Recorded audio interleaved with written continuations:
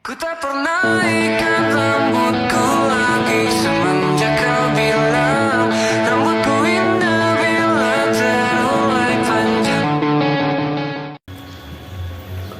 Assalamualaikum warahmatullahi wabarakatuh. Selamat pagi, siang, sore, atau malam tergantung kapan Anda menontonnya. Baik, sebelumnya perkenalkan, nama saya Fakih Sirajuddin. Saya dari kelas A Pendidikan Fisika angkatan 2024 dengan NIM 240503607. Baik, di sini saya akan membuat video penjelasan mengenai kalimat efektif dan paragraf efektif. Baik, yang pertama, langsung saja saya akan menjelaskan dari pengertian terlebih dahulu. Baik, yang pertama adalah kalimat efektif. Kalimat efektif adalah kalimat yang mudah dipahami oleh orang lain dengan tepat. Kalimat efektif digunakan untuk menyampaikan sebuah informasi atau ide kepada orang lain. Jadi dari sini dapat dipahami bahwa kalimat efektif itu salah satu syaratnya adalah mudah dipahami orang lain, tidak bertele-tele, jadi pesan yang disampaikan itu jelas kepada orang lain. Nah, kalimat efektif ini ada ciri-cirinya. Ada 5. Yang pertama yaitu memiliki unsur pokok, minimal subjek dan predikat. Jadi kalau tidak ada salah satu unsur tersebut, berarti tidak bisa dikatakan sebagai kalimat efektif. Selanjutnya yang kedua, menggunakan EYD, ejaan yang disempurnakan. Jadi kalau masih menggunakan bahasa atau kata yang tidak baku, jadi tidak bisa dibilang kalimat efektif. Selanjutnya ketiga, menggunakan diksi yang tepat dan kesejajaran bentuk bahasa yang dipakai. Jadi bentuk bahasanya tuh harus jajar, tidak bertumpang tindih atau bercampur, sehingga pesan atau kalimat yang disampaikan itu jelas. Berikutnya yang keempat adalah penekanan ide pokok dan kehematan penggunaan kata. Nah, ini yang salah satu yang paling penting, teman-teman. Dimana kita ngomong efektif, tapi kalau kita tuh masih terlalu banyak kalimat yang diucapkan.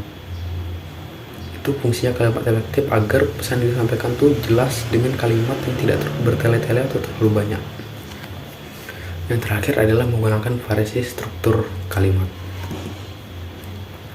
Oke, di sini ada beberapa contoh kalimat efektif dan kalimat tidak efektif.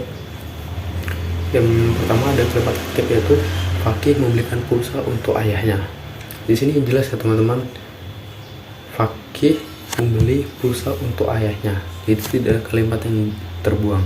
Nah, sedangkan contoh tidak efektif adalah Fakih membelikan pulsa untuk ayahnya. Nah, di sini membelikan, kannya itu tidak berpengaruh, teman-teman. Ada kan atau tidak itu tetap menjelaskan bahwa Fakih membeli pulsa. Nah, di sini tidak ada membeli pulsa ayahnya. Tidak ada kata untuk, jadi tidak jelas pulsa ayahnya ini apa. Kalau pulsa untuk ayahnya sudah pasti jelas, membelikan pulsa untuk ayahnya. Baik. Selanjutnya kita masuk ke paragraf efektif. Pengertian paragraf efektif adalah suatu bagian dari tulisan yang berisi kumpul.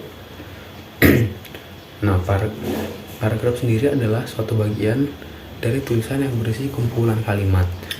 Jadi paragraf efektif itu bisa diartikan sebagai paragraf yang disusun dengan baik sehingga mampu menyampaikan ide atau pesan secara jelas, logis, dan mudah dipahami oleh pembaca. Kalau tadi kan kalimat efektif, nah sekarang paragraf efektif. Berarti kurang lebih paragraf ini kurang lebih sama. Paragraf ini adalah paragraf yang isinya tuh jelas, pesan yang disampaikan bisa jelas kepada pembaca. Nah, itu berikutnya ada ciri-ciri utama dari paragraf efektif. Yang pertama, terdiri dari satu kesatuan. Yang kedua, koherensi.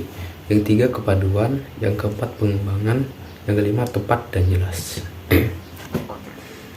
Paragraf ini ada beberapa jenis. Yang pertama, salah satunya paragraf induktif, yaitu paragraf yang dimulai dengan penyajian fakta, data, contoh, atau rincian spesifik dan kemudian diakhiri dengan kesimpulan atau gagasan utama. Nah, jadi kalau paragraf induktif ini gagasan utamanya berada di akhir kalimat. Sedangkan deduktif, paragraf yang dimulai dengan pernyataan utama atau gagasan pokok yang kemudian oleh kalimat-kalimat penjelas atau pendukung yang mendukung dan menguraikan ide utama tersebut. Jadi gagasan utama atau ide utamanya tuh ada di bagian depan. Berikutnya ada paragraf deduktif, yaitu paragraf yang menggabungkan pola deduktif dan induktif dalam satu paragraf. Baik, jadi setelah materi yang saya jelaskan tadi, bisa kita dapat bahwa kalimat itu adalah unsur yang tidak dapat dipisahkan dari sebuah tulisan. Nah, kalau tulisan itu disusun secara baik dan benar, isi dari tulisan tersebut juga bisa akan tersampaikan dengan jelas kepada pembaca.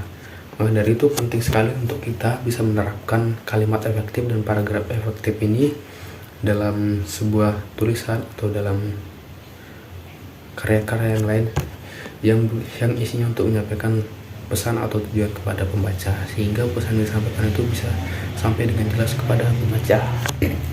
Baik, mungkin itu saja yang bisa saya jelaskan dari materi kalimat efektif dan paragraf efektif.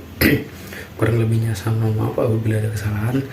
Saya akhiri, wassalamualaikum warahmatullahi wabarakatuh. Terima kasih.